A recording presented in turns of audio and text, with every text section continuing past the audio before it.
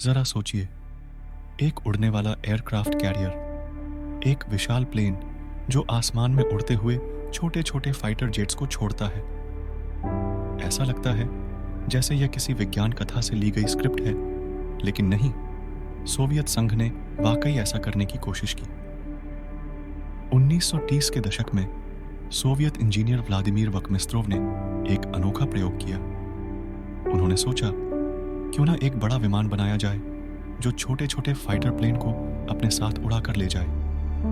इस प्रोजेक्ट का नाम था जुवेनो, एक उड़ने वाला एयरक्राफ्ट कैरियर। इस योजना में एक बड़ा विमान आसमान में उड़ता और उसके साथ छोटे छोटे फाइटर प्लेन जुड़े रहते। सही समय पर ये फाइटर्स हवा में अलग होकर मिशन पर निकल जाते। सुनने में जितना कूल लगता है, असल में उतना ही मुश्किल था। ये एयरक्राफ्ट कैरियर्स भारी और धीमे थे। हवा में जुड़े फाइटर प्लेनों को संभालना और अलग करना एक बड़ी चुनौती थी। जेट इंजन केंद्रित शुरुआती मिग विमान और विमान वाहक जहाज अधिक प्रभावी साबित हुए।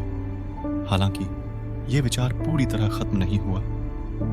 दोस्तों, अच्छे और सही दिशा में सोचे गए अनोखे विचार कभी खत्म नहीं होते।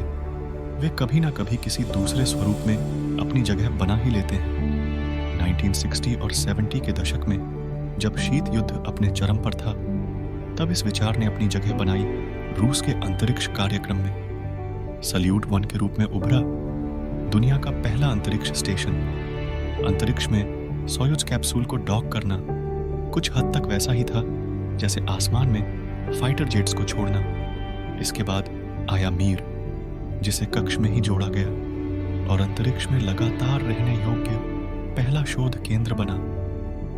और आज यही विचार अंतरराष्ट्रीय अंतरिक्ष स्टेशन के रूप में अंतरिक्ष में इंसानों की स्थायी मौजूदगी का प्रतीक है। और शायद यही विचार कुछ सालों में चंद्रमा और मंगल ग्रह के कक्ष में भी देखा जाएगा।